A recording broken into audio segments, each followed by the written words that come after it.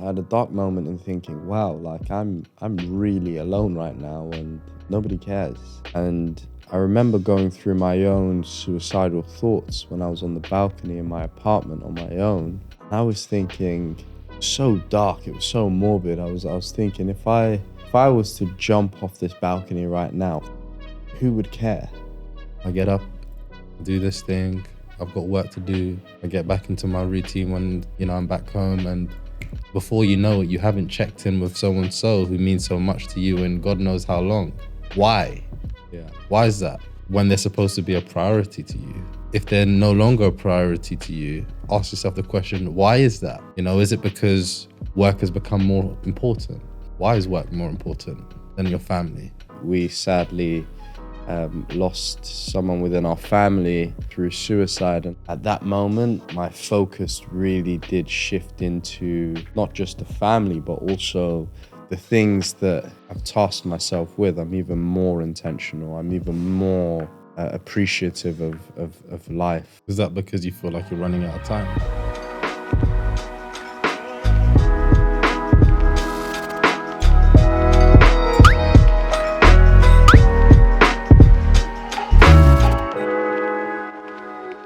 Welcome back, people. We are back with Teddy Talks. Thank you very much for joining us again. My name is Teddy Soares. I'm joined by my brother, Sidney. And we have a heartfelt session today. And there's a lot we're going to dive into. I want to firstly thank you guys, like I said earlier on, for joining us. Because we really appreciate you guys for tuning into Teddy Talks. We're just at the beginning of this, and the feedback we've been getting has been amazing. And we're hoping to grow this, right? We're going to be here for a while, I'd like to think. Yeah, hopefully. I mean, like one of my favorite animes, One Piece, is in their 1000th episode. And, I keep referencing that because I hope for us to get there one day. And 1000 episodes. You heard it here. So if ever you see Sidney ill or for some reason he's not on screen, message him and find out why. God forbid, though. That will never happen. I don't pull sickies. Yeah. You don't. But Sidney, I want to start by asking how are you in this present day where you are right now, and how you're feeling? My state of mind feels good. I feel like, it's the start of a new year. I can't believe we're in February already. It's crazy. It's gone so quickly, although January does drag. As you get to that final week, you're like, oh my days, I need that money to come in, because that Christmas presents that I was spending on and everything else that I was doing during the Christmas period was quite expensive. So, I can't wait for February to arrive and, be back outside again and doing dry Jan. I can't say I was very successful at doing that, but my frame of mind right now feels good. I feel good. That's generally speaking, but there's something that happened recently that has affected, my frame of mind. It just made me take stock of myself and just take stock of the world and just really appreciate where we are. And I'm sure we'll get into that. But how are you doing? Yeah, very much the same as you. January is always, I don't know, year on year, it's always been a reflective month. You start again, you reset, you go into January from December with all those goals, everything that you kind of put into a bucket for the following year that you want to achieve. You want to conquer the following year, right? And I feel like this January, like you alluded to, we sadly lost someone within our family through suicide, and I think that really gave me a focus in January. That really allowed me to tap into the perspective of where I was at coming into January. Into January, usually I'm like, yeah, I've got these few things that I want to try and conquer for the following year. But when that news came about, firstly, obviously the news of him missing.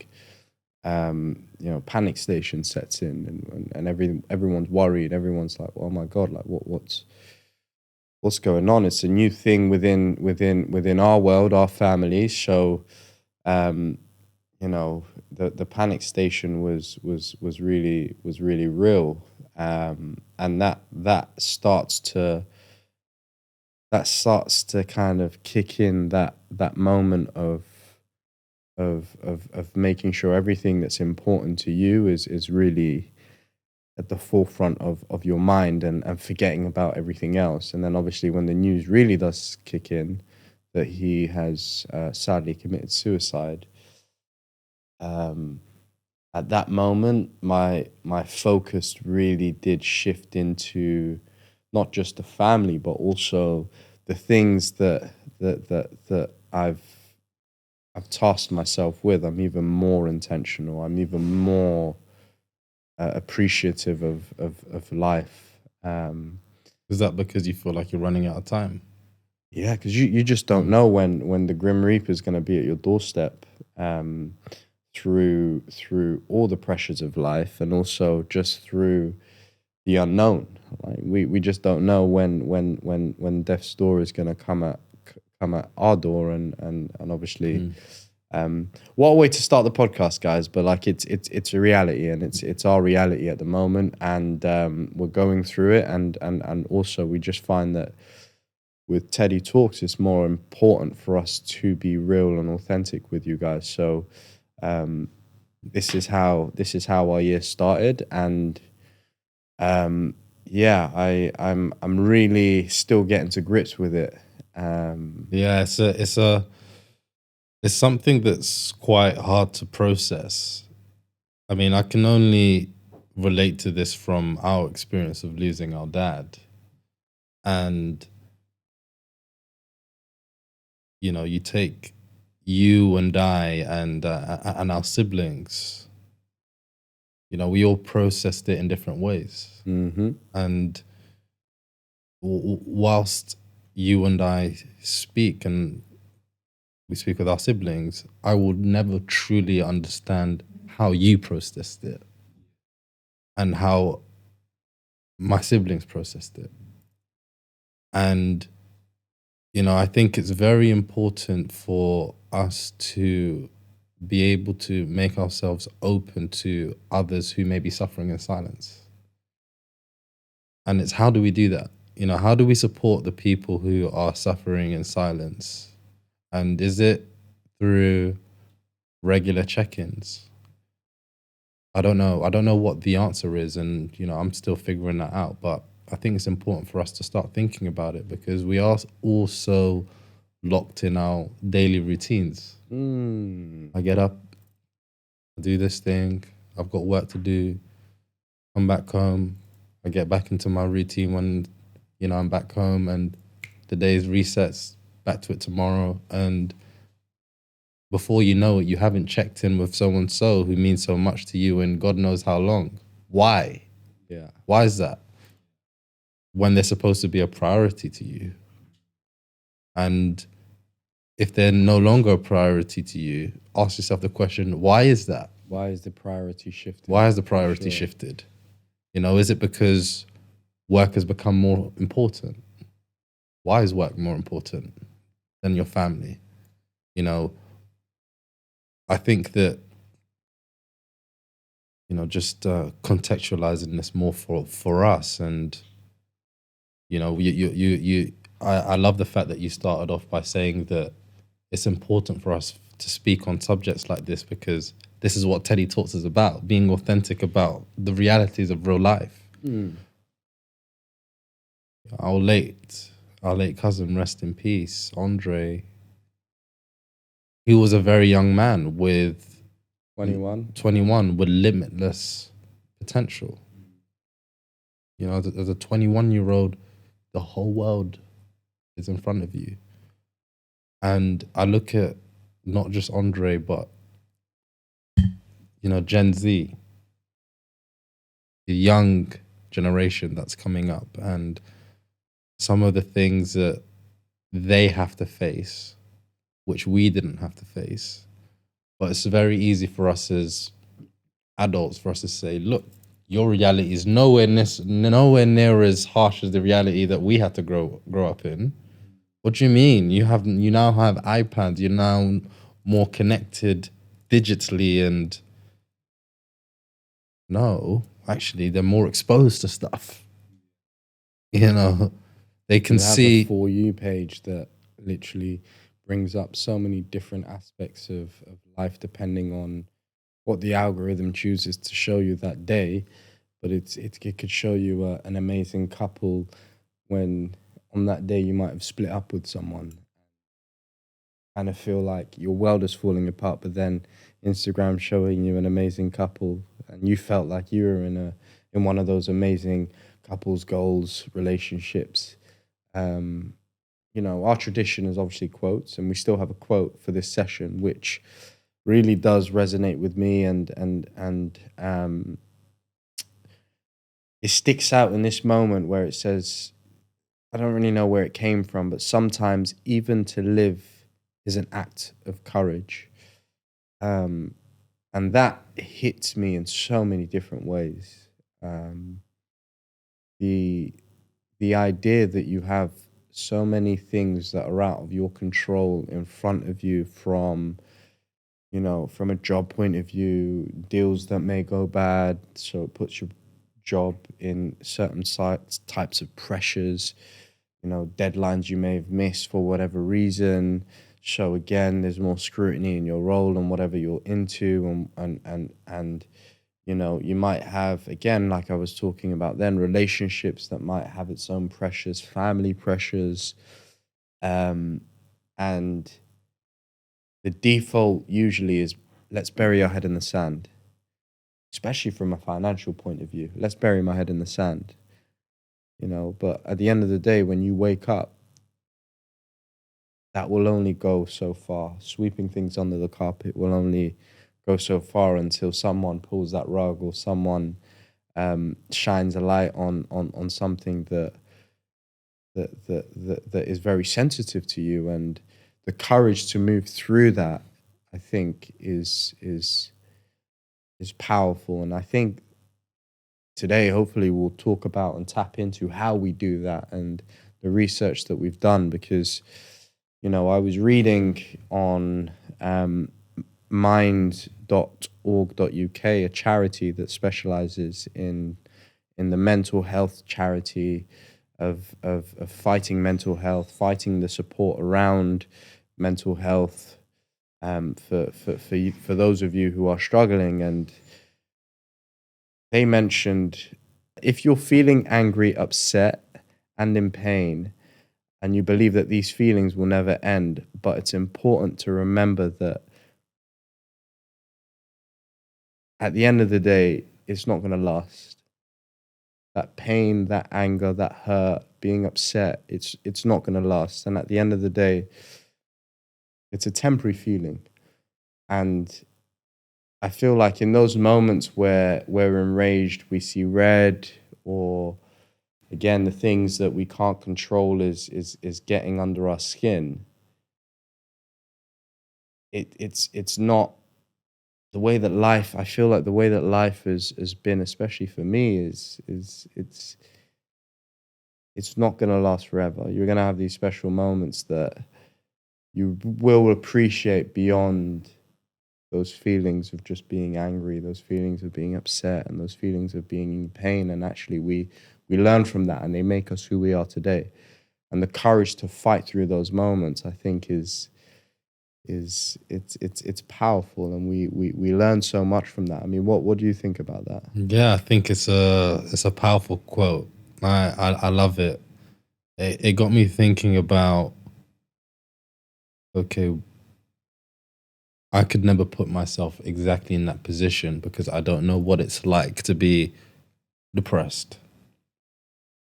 But I can only go by what I've heard and what I've seen. And people who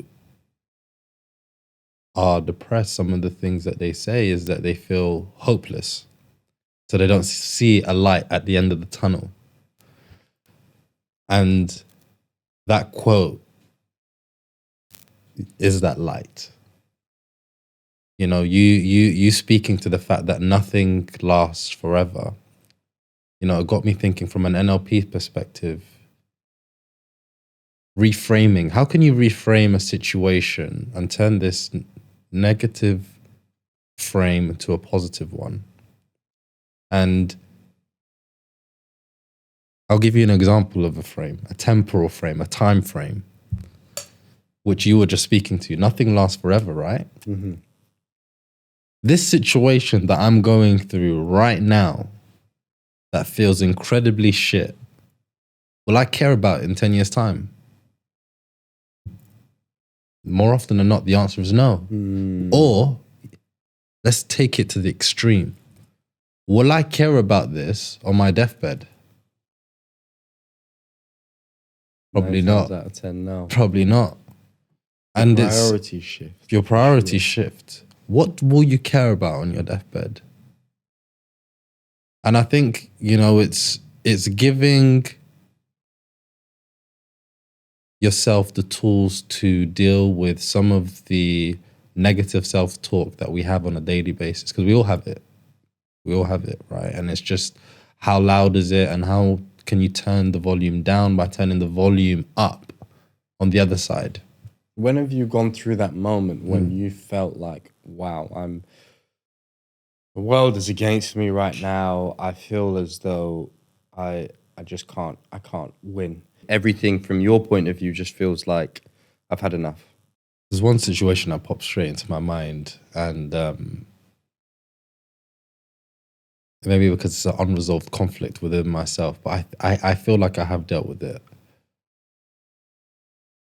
There was a time when I was in between jobs. I was breaking up with one company and going to another one, you know, onto pastures new. And at the time, you know, I had given blood, sweat, and tears to that employer. And, you know, to cut a long story short, I've made you a lot of money. Yeah. And, yeah, at the time when I decided that, you know, it's time to close the chapter and I'm moving on, they didn't want to give me my commission.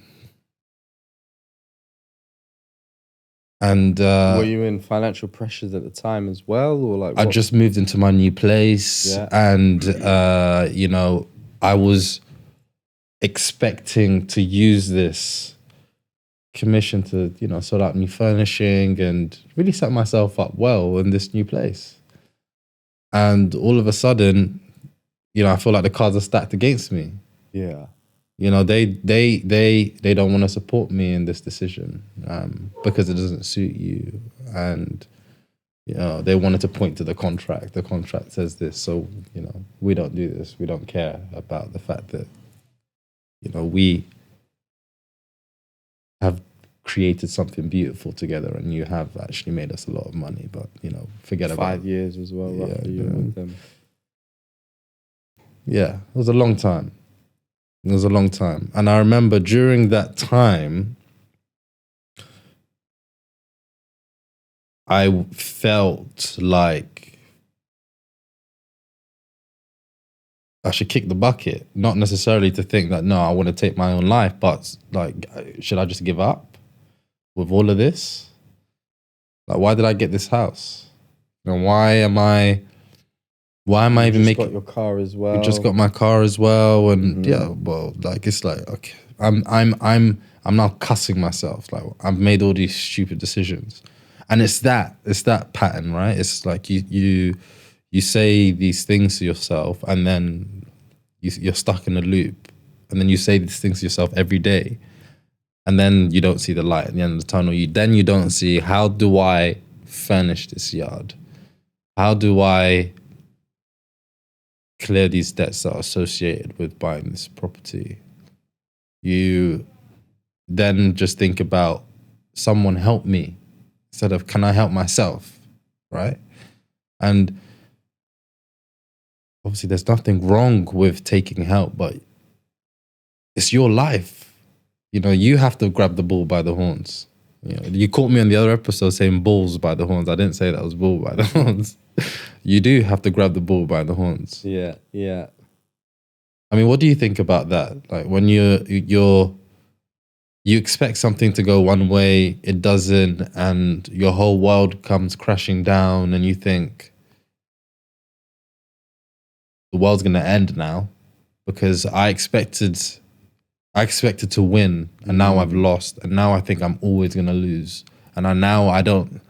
There's nothing else that's gonna go well for me because I'm a loser. I was just thinking that a lot of things that you were going through, you're on your own.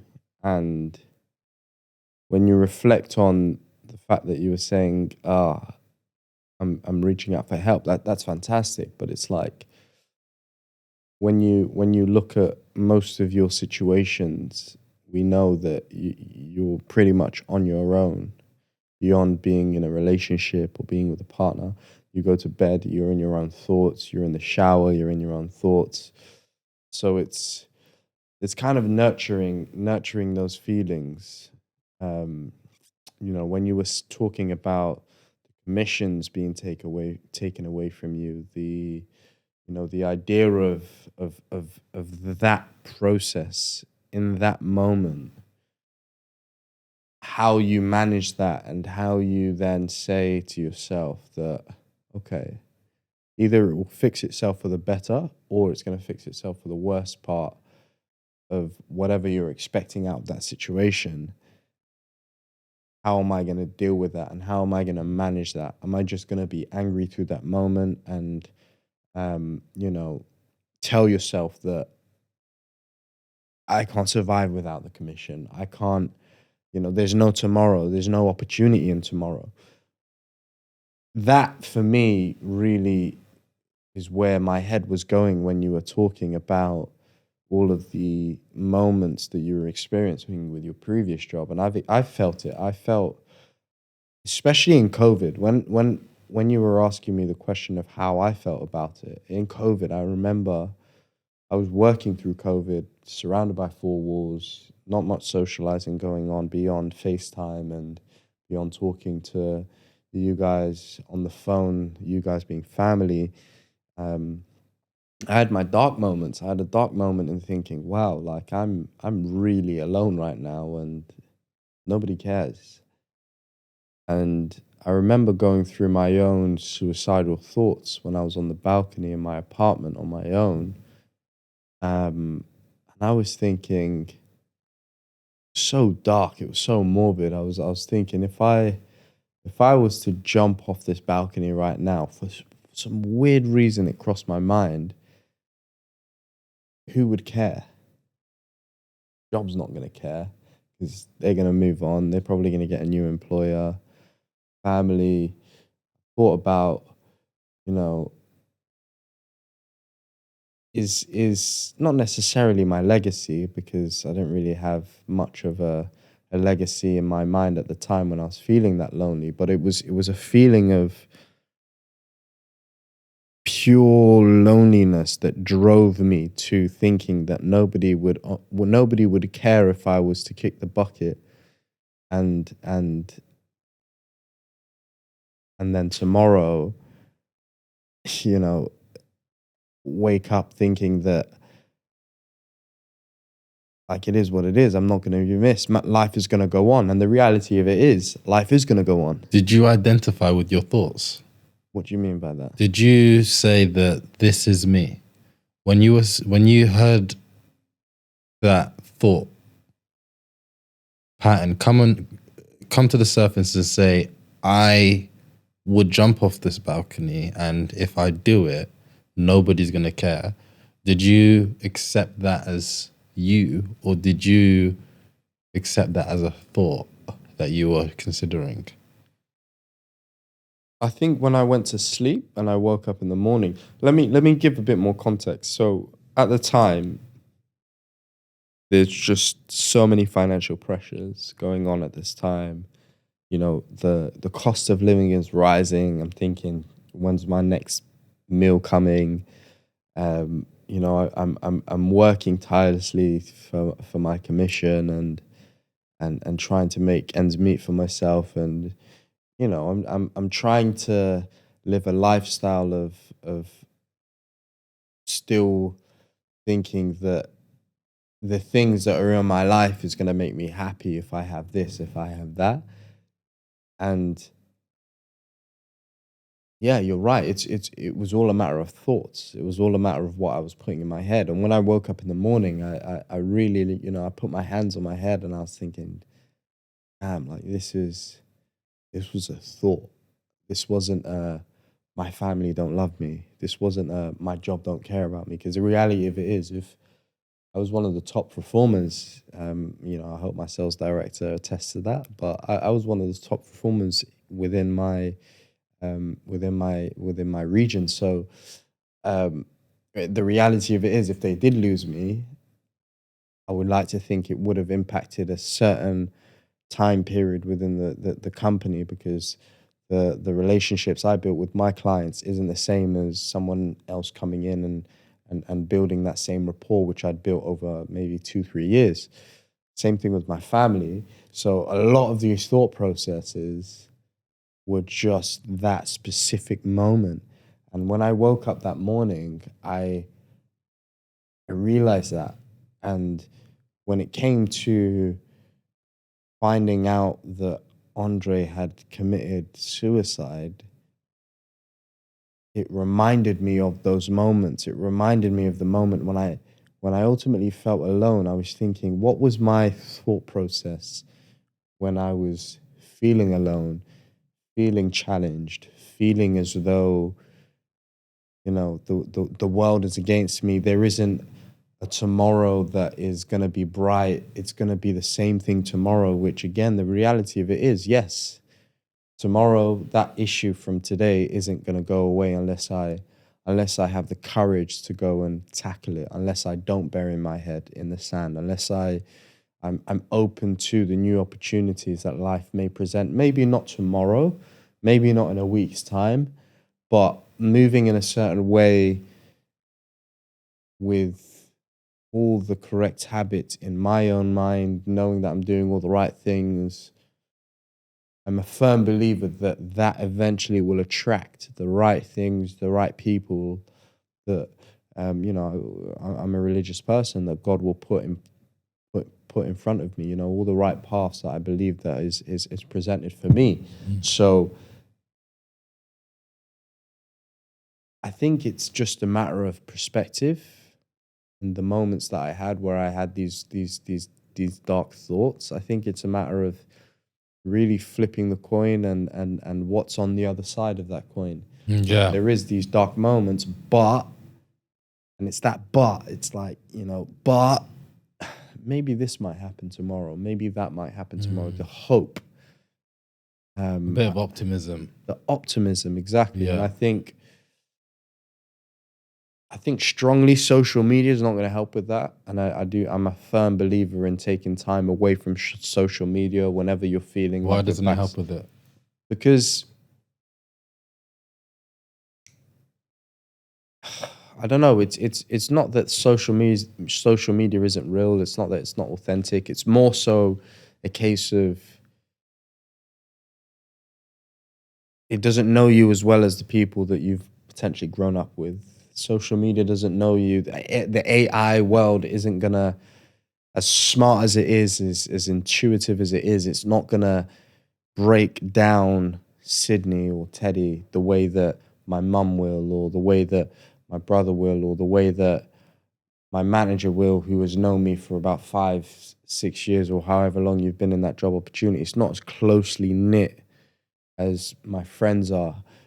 So when you jump onto social media and you try and find an outlet on social media, or if that's what people do, it's kind of, you're telling yourself a lie. There is a lot of perfect moments on social media, but that's what they are. They're perfect moments. They're not, oh, actually, that relationship couple that has got goals is showing you, like I said in one of the episodes before, the darkest parts of their relationship, that actually, even though there are dark moments, how did we overcome that? They're not showing you that. They're not showing you the reality of of what a relationship is. It's showing you the perfect moment of that relationship. Same thing as people's successes. Someone might post a picture of them in a fancy new Porsche or a fancy new Range Rover, and ultimately there was a lot of grind behind that. Sport is the same thing. People support so many different clubs, so many different varieties of sports. We're big into football. We support Arsenal. There's an assumption that all the footballers are just living a high life, but actually they go through those highs and lows. Nobody knows what that looks like unless you are closely knit with that footballer, unless you're around that circle. And it's just having that perspective to know that, there is different aspects to life. There's so many different challenges that you'll face. It's not always going to be sunshine and roses. And this is what I meant by earlier on. It put a lot of perspective on where I was at coming into 2024. It's like you come into 2024 with the assumption that everything's going to be perfect. So when you hear that, oh, wow, your cousin's gone missing. Oh, actually, the result of your cousin going missing is that he's actually committed suicide. Oh, shit, 2024 hasn't started in the way that I thought it was going to start, which is, I'm just going to hit the ground running. I'm going to go to the gym. I'm going to do all these amazing things. I'm going to try and, achieve all these amazing things in 2024. And you don't necessarily think of all the life negative slaps you in the things. face. To be blunt, exactly. You don't think of that slap in the face. You don't think, oh my God, I don't wish this on anyone, but I might have an accident that might hit me tomorrow. Nobody thinks of that. Like Mike Tyson says, you're well ready to fight until you get punched in the mouth. Exactly. And it's how you react to that. Are you going to stay on the floor? Are you going to, are you going to be angry? Are you going to, you're going to combat that? Are you going to counter? Are you like what's your next move? And I think that's really important. The way you bounce back from adversity is defining. But I want to pick up some of the things that you said. And one of the things that I found really interesting was the fact that you said that, in that moment on the balcony, yes, you overcame it. In the morning, you had the realization that that's not me. It's a thought. I can deal with that. But what I find interesting that I think people can relate to is that I'm going through this thing and this person doesn't care about it and that person doesn't care about it. They don't care about it. I'm a burden to everyone else. Now I'm alone. And I'm broaching this topic for the people who feel like they are alone, who they're not alone, but in their minds they feel like they're alone. For us on the outside, we don't know that they're experiencing this. We need to get better at picking up the symptoms that show, just like when you have a cold, someone's got a cold because they're coughing, they're sneezing, and it's evident. Yeah. They've got a cold. How can we get better at picking up, bro? I was just thinking about Robin Williams, the guy that used to make us laugh, when we were younger. What's that movie called? Flubber. Yes, yeah, Flubber. And all the other great movies. Movie. Yeah. My Captain, Thy Captain. I can't remember what that movie was called. Someone drop in the comments afterwards. What about the book? The one about the book. Oh my God, that was a great movie. I know exactly. They're in school and... Yes. Yeah. The Carpe Diem movie. Carpe Diem. You must seize the moment. I can't remember. It'll come back to us. Yeah. He's making the whole world laugh. He's making us happy, but nobody knows this man is depressed and he ends up committing suicide. And it's a shock. How? Why? Why doesn't anyone know? Why can't we stop it? One thing I want to add to that as well. Everyone thinks that he's living a perfect life. Everyone thinks he's got a massive house. He's living the high life. He's famous. There's no reason. In everyone else's position, why would you want to take your life when you have all of these great things? And one thing that really, really hurt me personally about this loss was the fact that,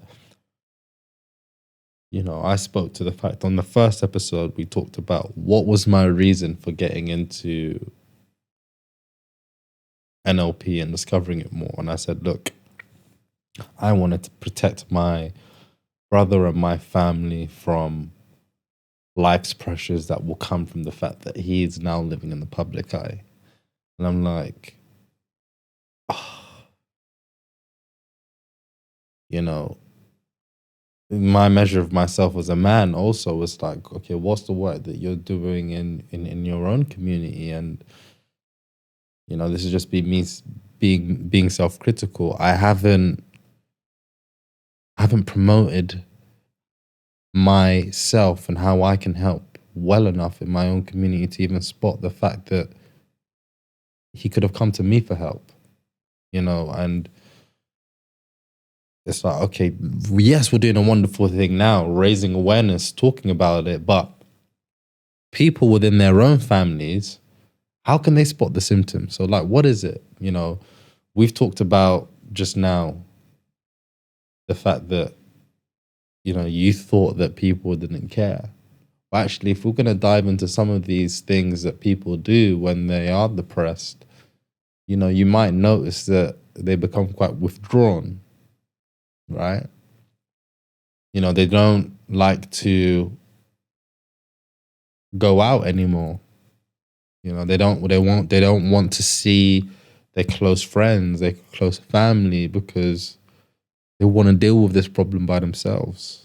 And we might just pass the problem off as, oh, that person's just hibernating for a while, but actually we should go check in. How do you balance that? Because I would almost turn around and say, like I said earlier on, coming off social media for a while is okay.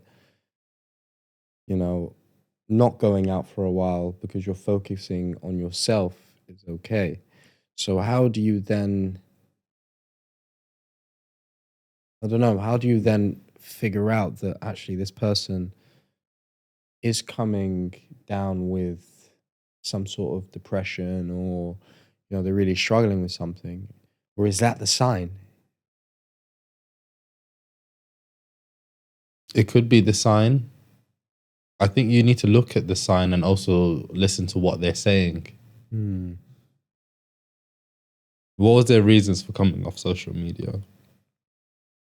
If they're saying, oh, I'm coming off social media because I want to lock in, I've got this project I'm working on right now, and I know that I'm spending too much time on Instagram, these memes are making me laugh too much, and I'm not doing the work. So I'm taking myself away from my social media. I'm like, you know what, bro, I'm coming off social media right now because I just need to do me. What do you mean? What does that mean? Like, why do you need to do you? Like, you've been fine the whole time. I've been chilling with you, and maybe I'm reading this whole situation wrong, but I think things are cool.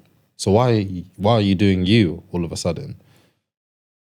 Okay, and they might just tell you what is this itch that they've been trying to scratch, but nobody wants to listen to them when they've been trying to scratch this itch. And there's one thing that stood out to me recently. I caught up with a client who I came to the end of coaching sessions with recently, and she said to me,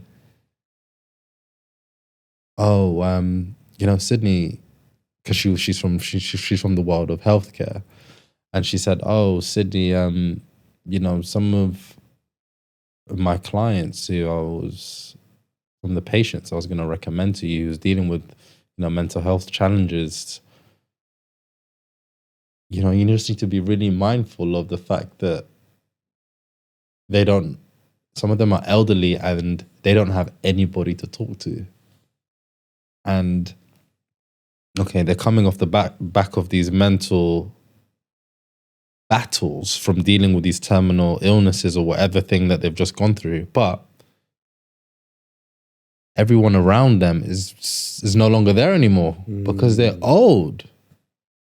And it's like, so you might have to just do even way more listening than you do usually. I'm so glad you mentioned that, because through everything you were saying, everything that stuck out to me was that we as individuals need to be more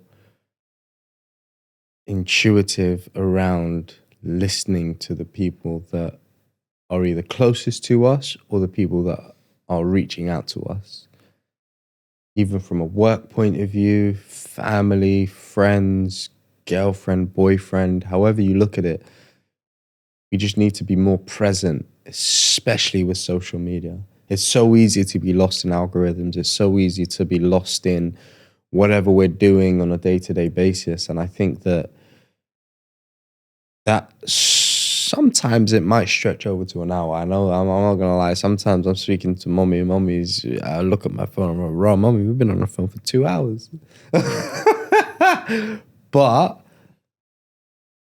it's listening, because a lot of the times mommy's either venting about work, she's venting about things that have happened in her life, and she's looking for an outlet. She's looking for a soundboard.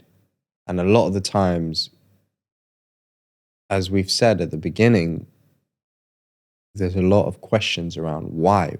We don't know why this person's giving us a phone call, maybe at whatever time during the day, to have a chat with us. We don't know the intentions behind it. We can assume, we can look at the phone and be like, this person's calling me with financial problems again.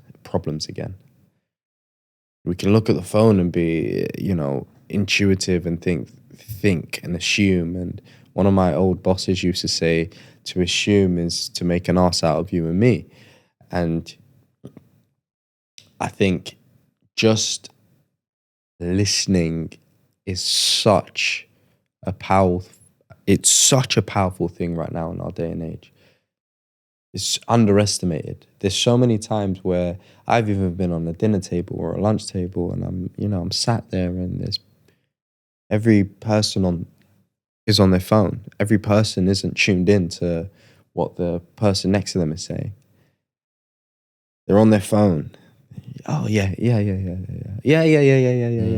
Yeah, that's right.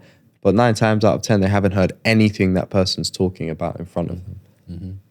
Because they're distracted. There's so many times where I'm on the phone with you and I'm like, yeah. But when I put my phone down, I tell you honestly, and I'm like, Sid, sorry, bro, I didn't hear what you were saying. Say that again for me.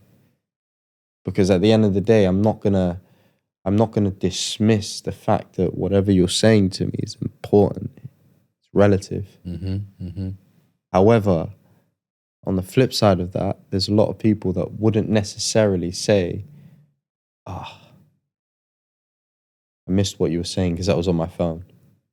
We have to be honest with ourselves, and we have to be honest with the other person that we're talking to, because we don't know.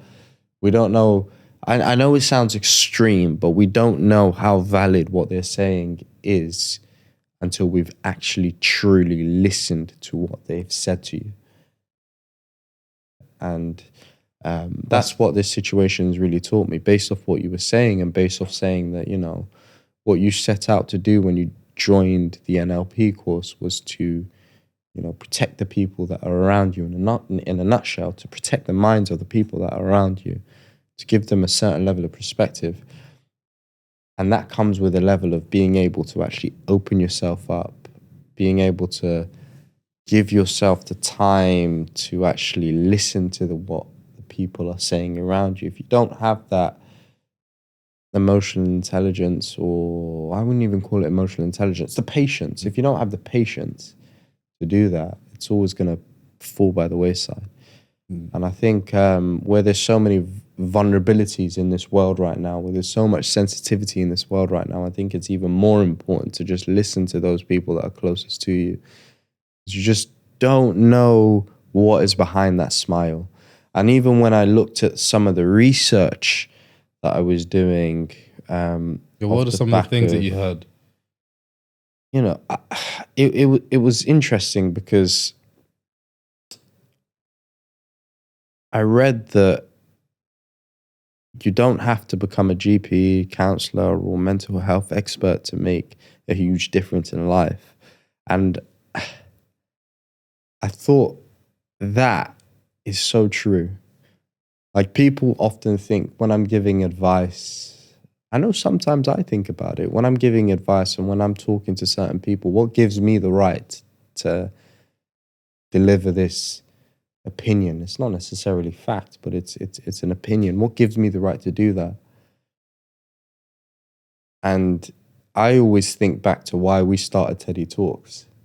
One of the reasons why we started it is there's a lot of life experiences that we've gone through, especially through grief at such a young age, that has enabled us to fight through a lot of the challenges that we've had in our life. And if that can help one person, we've done our job. Like, it is what it is. We don't subscribe to a lot of the people that may or may not troll us.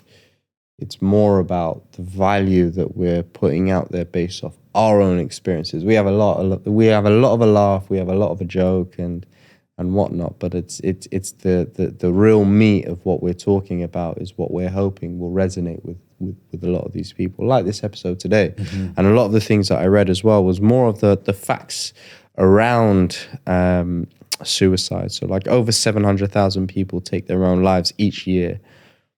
That's one person every 40 seconds. And that came from the World Health Organization. It's crazy. 115 people die by suicide in the UK every week. 115 people. That's 75% of those deaths being males as well. Like, that's wow. Yeah, that's crazy. What's the percentage for males? So 115 people die of suicide every single week in the UK, and that's 75% of people are actually males. That's crazy. Why do you think males are the most unhappiest? I wouldn't categorize it as the most unhappiest. I think it's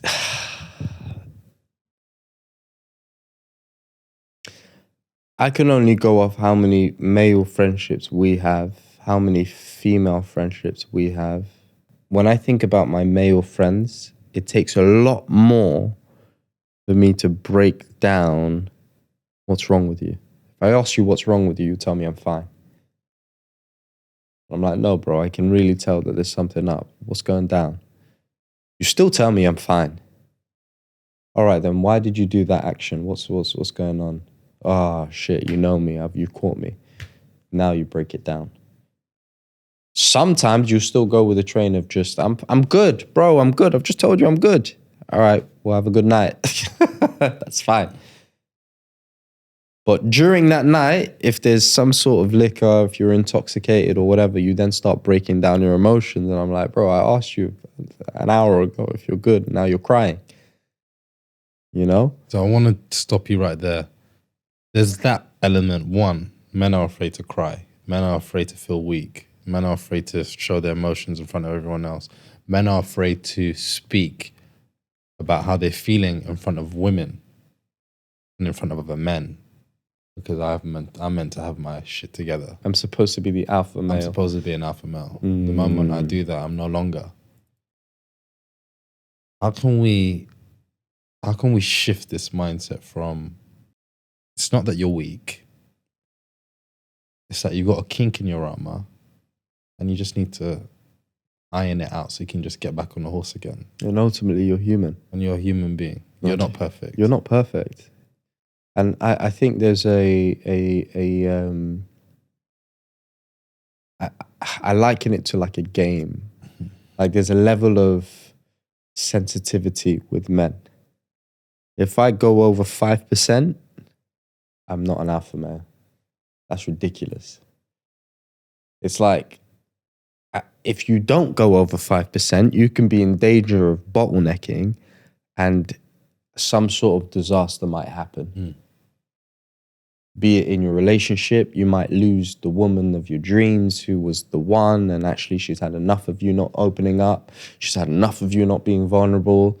At first, yeah, she might have been into you because you seem like a bad boy, but there's some sort of vulnerabilities that she's also expecting from you, especially when times are tough.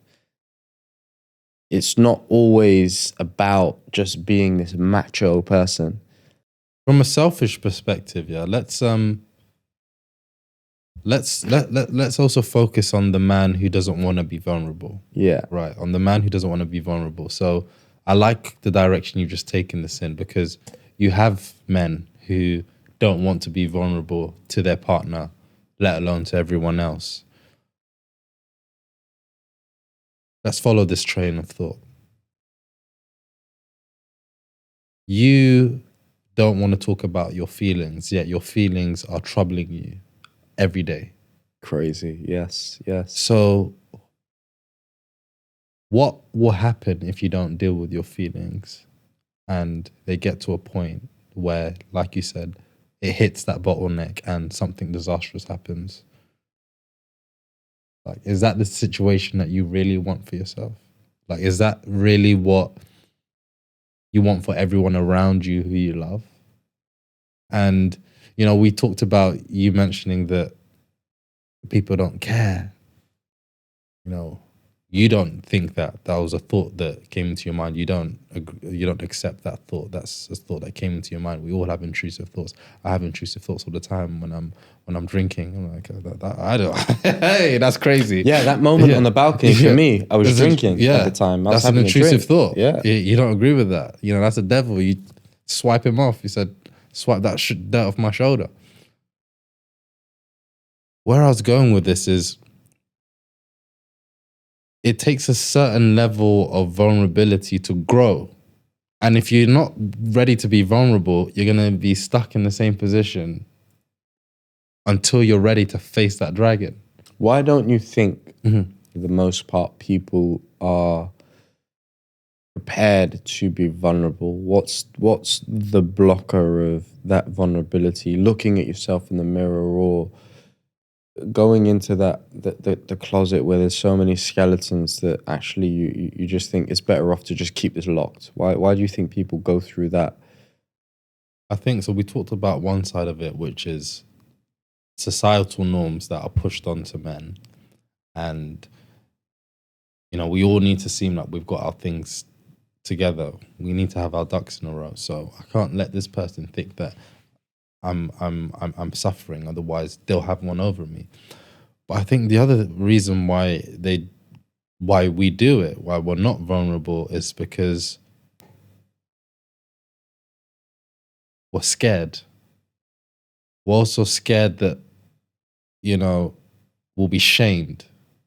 By who? By the family? By who? By the people who we hold most dear to us. And, you know, this imaginary reputation that we built in our minds, everybody believes that I am the man. So why should you see me cry? Because you've never seen me cry. I've seen you all cry, but you can't see me cry because I'm supposed to be leading you. Jay-Z said, paraphrasing here, I dare you to go away for a year. And that opens up so many different kind of cobwebs when nobody outside of your family, friends know what you're up to for one whole year. Yes. It's like adopting a monk mindset, you know, going to the mountains, going to the peak of the mountains and just doing your own thing. And based off what you said, do you think people will struggle to go away for a year because they care too much about, people are worried about what I'm up to today? People are worried about, or is it just a case of, in a nutshell, the relevancy. My relevancy has slipped away for 1 year. Yeah, I mean, It's the same reason why people want to post the fact that they've just got a nice car. They want to show that they're doing well. Nice car. Sometimes it's just being in first class. They're just being first. Exactly. When you ask me the question, why do people find it hard to be vulnerable? And I also think there's an element there that we haven't spoke about, is the spiritual connection. For me, for you, for our family, we have God in our lives. We have that North Star. And that helps a lot, right? Because we know there's a bigger picture, there's a higher power working for us, and we believe that tomorrow is definitely going to be a better day. I often try to say every day is a good day. Every day is a good day. Every day is a good day. But it's not because the reality of every day is literally a good day. It's just because there's some small elements of that day Yes. that can be good. And also you can pick out the berries in your day and say, look, this is a blessing, this is a blessing, this is a blessing, this is a blessing. Oh, what a wonderful day. I can wake up to that and I can go to bed and remind myself about that. I want to add to that as well, because sometimes, even when you're driving and sometimes, you know, your car might get a puncture, or your tire is blown out, you're on a motorway, you're on the side of the motorway. You think to yourself, imagine if you didn't get to the point where your car is pulled into the hard shoulder, you've got a flat tire, your car's giving you the warning, and you're fuming, you're pissed off. Oh my God, my day's ruined. Da, da, da, da, da, da, da, da. Imagine if you're doing 90, oh, sorry, I forgot we're in the UK, 70 miles per hour. You're going at top speed. You're in the fast lane. You said, I'm sorry. Yeah, you sorry, said 90 over you did 90 on these roads. Bro, no, I do 70. I cruise control on 70. Cool. But imagine if you're doing 70 miles per hour, you're in the fast lane, and your tire blows out, and you have an accident. God forbid anything happens during that accident. You don't make it. You don't go through to the other side. You won't be screaming and shouting on the hard shoulder. You actually be thanking God that you made it to the hard shoulder because your tire blew out. So like some of these moments that have happened that could be perceived as negative is actually moments where it's actually saved your life. Like I've seen some reels on Instagram where it's like close calls, like literally split second stuff. If this moment didn't happen, you wouldn't have made it. Yeah. That car would have crashed into you, or, you know, so I think there is, out of negative situations, moments that we can genuinely look at the positives. And I know sometimes that can come across very cheesy, and it can come across as, oh my God, like, you know, let's just revel in the fact that we're having a bad day. I often believe that if every single day you are always fixated by the fact that, oh, this is a bad moment, this is a bad moment, this is a bad moment, this is a bad moment, and you don't take the small wins out of these bad moments, what's your mind frame going to be like? Surely it's going to be toxic. Surely you're always going to come into certain situations with the idea that, you know what, this interview is going to go bad for me. And the other side of not having a spiritual connection, right? So let's also talk about the people who don't have a religion or some sort of spiritual connection. Even as an atheist, you can still believe in your higher self. You know, that version of me that exists in 15 years' time, who I see doing this, that, and being in that family and having these kids and doing this, and this version of myself what would he be saying right now? Mm. Even if you don't believe in God. You know, maybe we should get Ricky, what's his name? Ricky Gervais here, because he's an atheist, and I'd like to know how he goes through his day to day. Yeah, and he probably imagine. yeah, that's a great shout. Ricky Gervais, are you ready? Just be like, yo, you're an atheist. What do you think about this? But yeah, because I do believe in that. Like I think even though you might not have a spiritual belief or whatever, it doesn't necessarily mean that you don't have a belief. Like there's certain atheists that even I know. I wouldn't even call them an atheist. They just don't believe in God. Is that an atheist? Is that the definition they of don't an believe atheist? in. Yes, that's right. Okay, yeah. So atheist. Jesus Christ. They have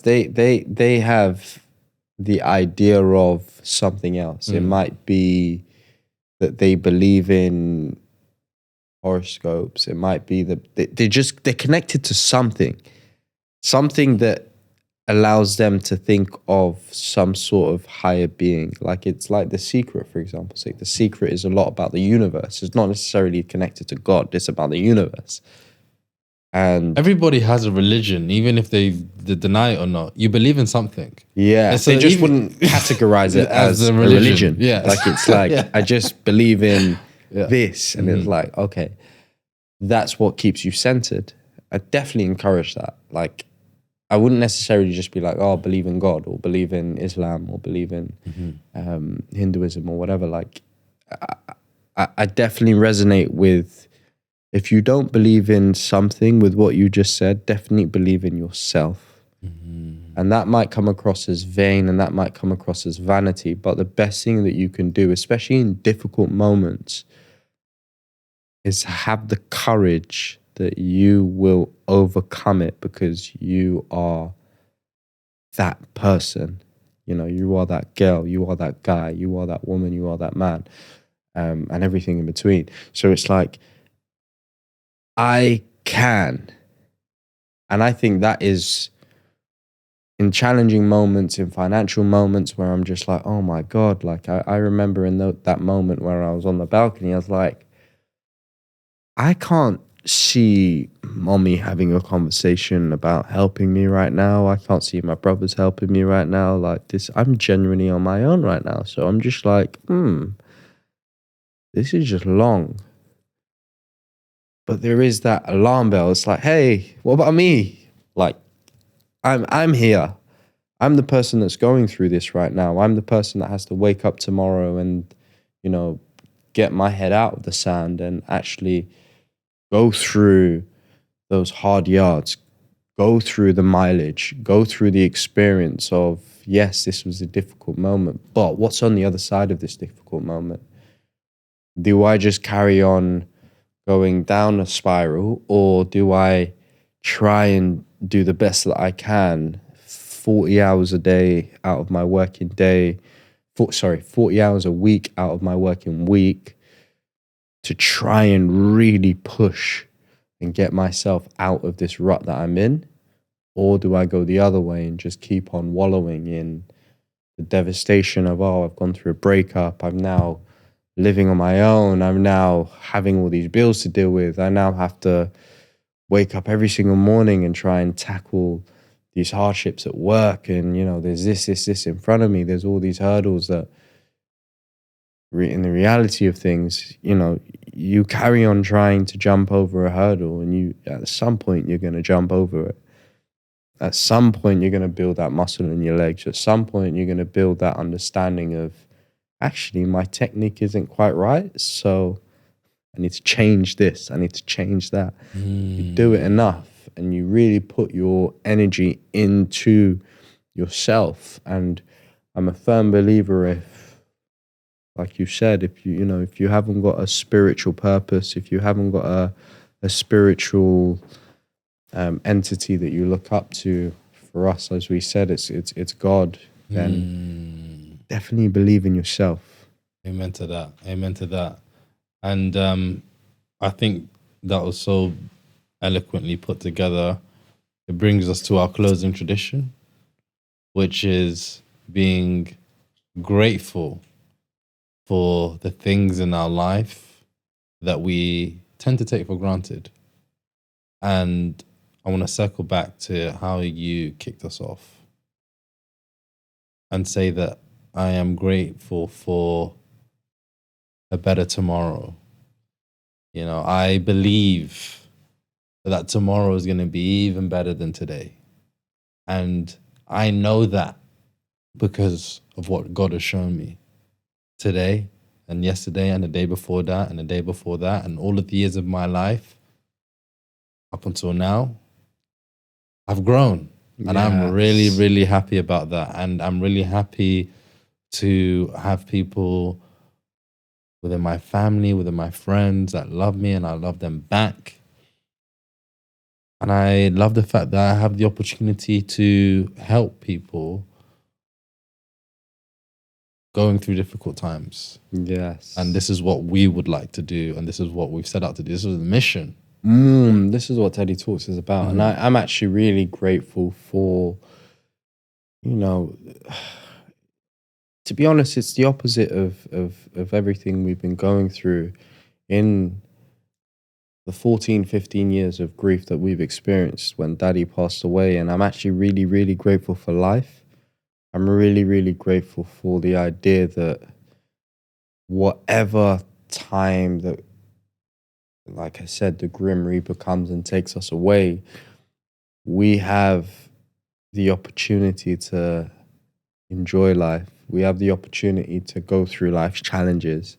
We have the opportunity to actually learn from life and actually pass that on, which is, as you said, exactly what Teddy Talks is about. It's passing on our life's experiences. So I'm really, really grateful for the circle of life, as David Attenborough as that sounds. Like I'm genuinely grateful for the idea that we can actually just grow each day.